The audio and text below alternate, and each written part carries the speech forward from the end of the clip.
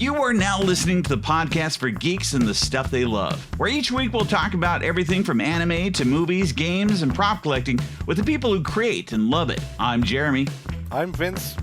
And this is your Geek Fix. About an hour ago, I got this box in the mail, the Retroid Pocket 3 Plus, and it's pretty cool.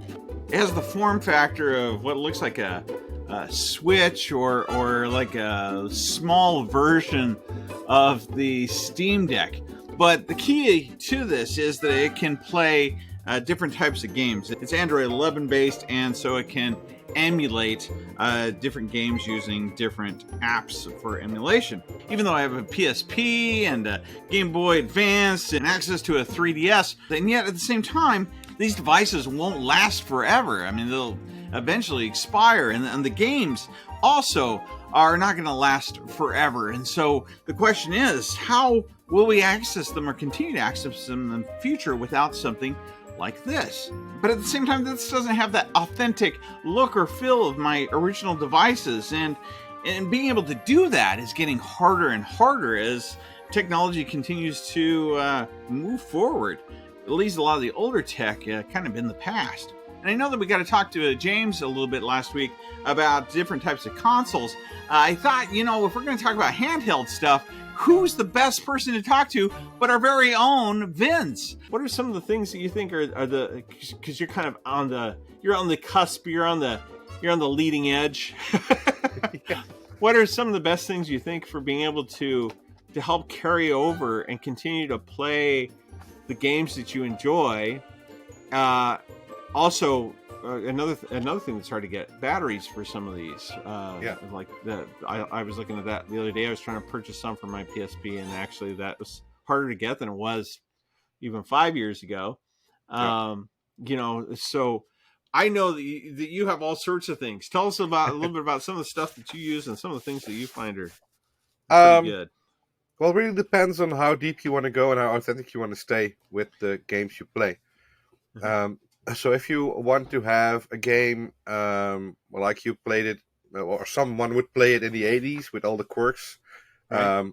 Like games were never perfect. And also the consoles had hardware limitations that would make decisions for the developers difficult to optimize it, for example.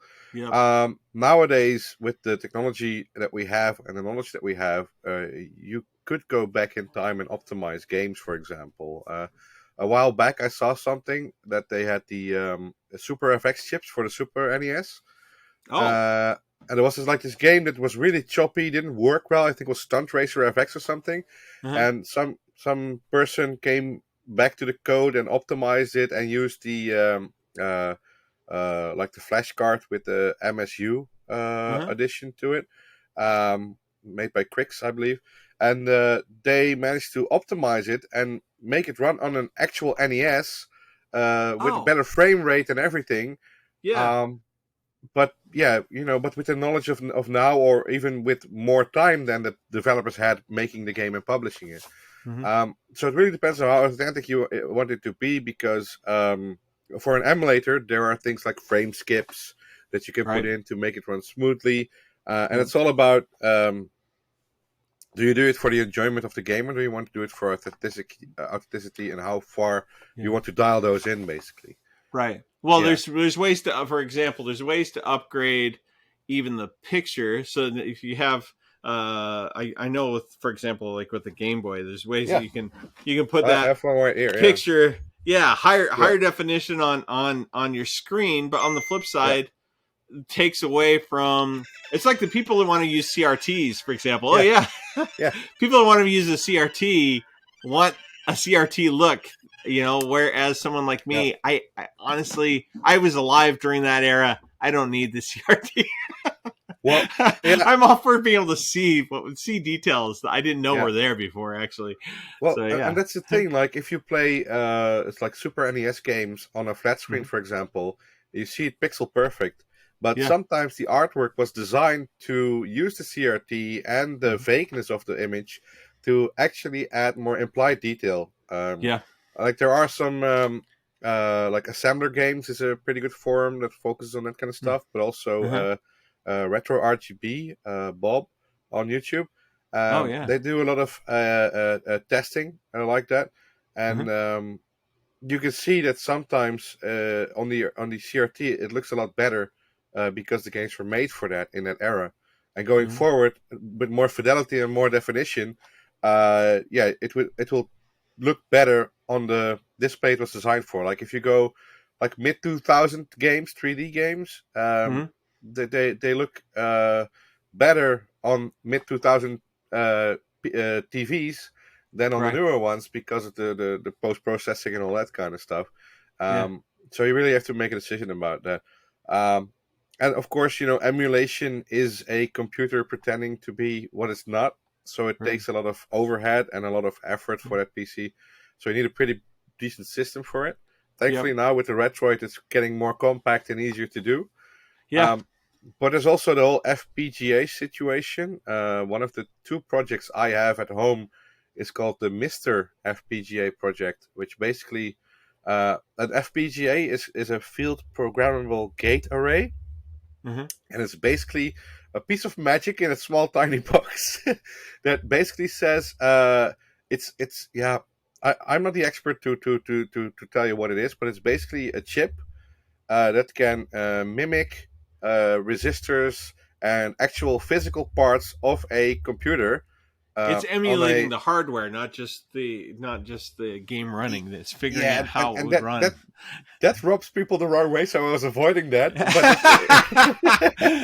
But that is what it's doing. Yeah, it's basically doing that, but some would simulation. Say exactly. And because of that technology, they were able to replicate NES or SNES. And the cool thing about it is like the Mister, but also the Analog Pocket, which is a Game Boy analog, as they say. That chip can be reprogrammed on the fly to act like a Game Boy or a Super Game Boy or an NES or an SNES, as it would if you would. It would have the same output, but it allows for virtual upgrades, so to say, or actual physical upgrades in the chipset, like HDMI output or better upscaling just from the source instead of using a signal upscaler. And it's all pretty technical. So for the people listening and watching, do your research. There's a lot of stuff out there. But for me, owning multiple TVs, owning multiple games and consoles, it's all about preference. Like if you want something that is easy to go, in your pocket, like a Retroid, and you can play your SNES games on the fly or even PlayStation games, do that. If you want to be a diehard to get like a prosumer level CRT and the gold-plated cables and I don't know what else kind of voodoo you want to inject into your experience, by all means do so. It's all about having fun with it. I mean, they are games after all. They're not your work or your. For some people they are, but they're meant to be played and enjoyed. And I think that's the most important bit. Like whatever access you have to, like. When I was younger, I didn't have access to a lot of money, so you would tend to go for an emulation kind of thing if it was possible. And now, you pay it back by getting it all physically. But yeah, whatever means you have, if you want to play a game and you can play it the way you like it, then that's the best thing to go forward with, I think.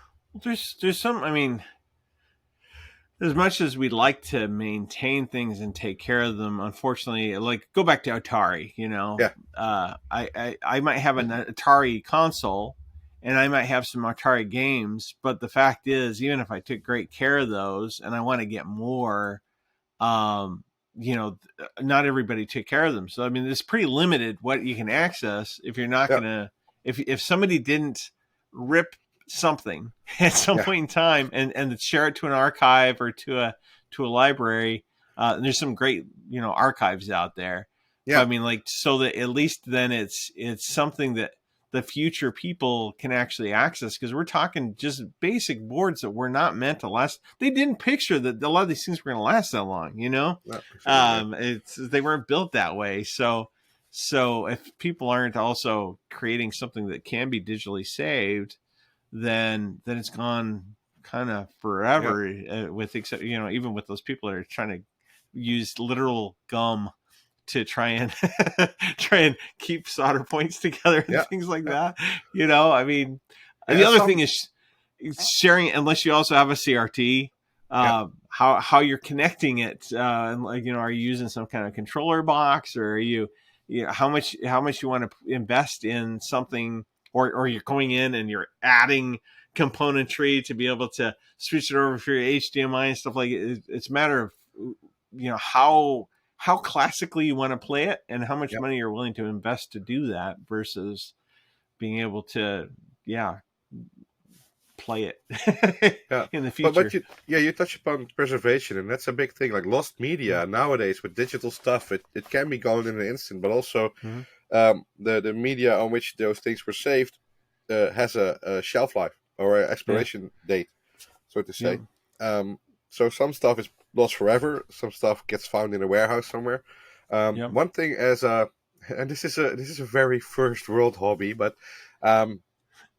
I have a friend in Japan, a colleague of mine, and he allows me to sometimes see stuff from the second-hand stores there, the hard-offs, and purchase stuff there. He buys it for me, sends it over, and I PayPal him back. And one of the things I like to do, and it's a very niche hobby, but back in the 1993 or something in Japan, there would be Super Nintendos hooked up to a satellite system in which games would be live broadcasted to that Super Nintendo. It's called the Satellaview. And like a famous Zelda game was being broadcast to the SNES, and they had cartridges on which those games were saved. And a lot of stuff has been dumped, but a lot of stuff also got lost because those are in cartridges on someone's SNES. When you say dump, just for people out there, that's essentially this archiving. I mean, copying it and putting it somewhere where everyone can access it. So you read a not thrown away. So I have, for example, here goes my mic. I have this little tool that allows me to hook it up to a PC and extract the files from a Game Boy game, for example, and get it really accurately backed up. So it's backing up. So dumping is basically making a backup of something.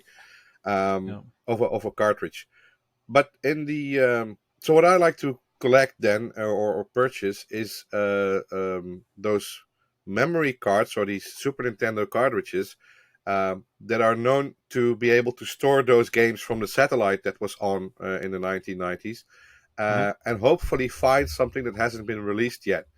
So these are quite expensive to buy because they are someone's cartridge and they are very limited in supply because it was an expensive product back in the day. Right. So I went to the effort to buy one or two of them, and they were all empty, unfortunately. But recently, some people did find some new stuff on there that has now been released to the public, so to say, of unfound magazines or stuff that got lost or games. So that's pretty cool. I also had a Game Boy game dumped, as they say. That was a prototype game for the Game Boy Advance. So it was real. Yeah, I mean, definitely something. Definitely something you wouldn't find in the stores or anything. No. And I bought it from an eBay seller, and I figured out with the name and also the games that were on there and what he said. Somebody that worked there or something. Yeah, most likely. Yeah, that's funny. But there were some assets on there that later on they found out that this was like the test drive copy and some other 3D artwork that was on there. So I uploaded it to the database so that for people to share it. So when people download legally or illegally, that's in the middle, download NES or Game Boy Advance ROMs, most likely a copy of my cartridge that I have somewhere on this shelf. Is in there. Yeah. Wow. Well, I've got, I showed this last time. I've got this, I've got an arcade machine that has the retro arcade stuff on it. Oh yeah. One of the things that's on there is a game that I used to play. It's a game I used to play back in the day was Congo Bongo when I was a little kid. Okay. Congo Bongo was a Commodore 64 game, and it came on a cassette tape. So if I was to be able to play that these days, or even have access to it, I need the tape cassette player, which hooked up to the Congo Bongo, or hooked up to the Commodore 64, keypad, which then had to hook up to a TV. Which means I'd have to have something to connect that TV and stuff. And those tapes, when was the last time you even saw an audio tape? Standard audio tape. They're right. So, I have some in the other room, but I mean, for the most part, it's not an easy media to access, but also they wore out so fast. Like I remember mine would all the time, like it would get wound up inside the machine and stuff, but it's on that machine. I can play. I've been able to play some things I haven't played for a long time because somebody went to the effort to try and transfer that across. I found out later on, that's a community. It actually doesn't have a copyright on it anyways. Oh. It was a Chinese knockoff of Donkey Kong. Oh, wow. But at the same time, so you can access it technically. But on the flip side, I mean, if those things don't exist, where are we going to be? 30 years from now, when I sold my PlayStation, my NES. I had an NES until I got into high school. And I wanted to go on a date, and I didn't have the money for it. And I took it to the place that lets you resell your arcade stuff. Yeah. And they paid me, I think, $22 for it. Was all they would pay. They're like, "This isn't worth anything."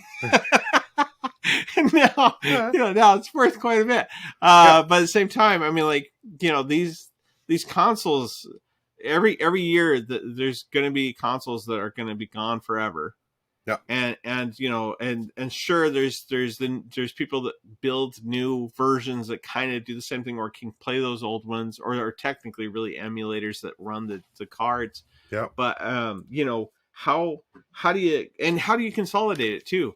Like, how can you take it on the road and stuff? Your phone can now. It couldn't before, but now most of these emulators on the phone, Android at least, and I know most of them for also Apple. Can run those pretty well, generally speaking.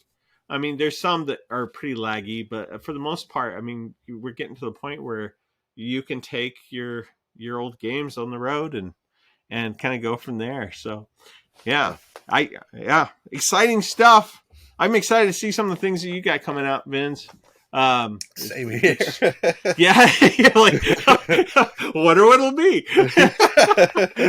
Good question. I mean, you have some equipment and things too. You haven't reviewed yet or done, but I mean, you have a lot of the hardware side of things that for those that really want to keep that. If you're really desiring that retro play that feels at least and looks like it originally did. Check out some of Vince's stuff. But if you have stuff too that you play or that you enjoy, things that you can't, consoles that you remember that you can't even access anymore and you don't know where they are, or your ways of being able to now play the stuff that you used to enjoy, let us know in the comments, and also you can email us at yourgeekfix@gmail.com. If you've enjoyed this podcast and want more, stay tuned for that, but also check out our channel, join the community on YouTube that goes by the same name, Your Geek Fix. Be sure to check out Vinz on Twitter at MassiveDMG_ and on his YouTube channel, MassiveDMG. We also want to hear from you, so be sure to send your questions, stories, and other projects to yourgeekfix@gmail.com. In the meantime, this has been Your Geek Fix.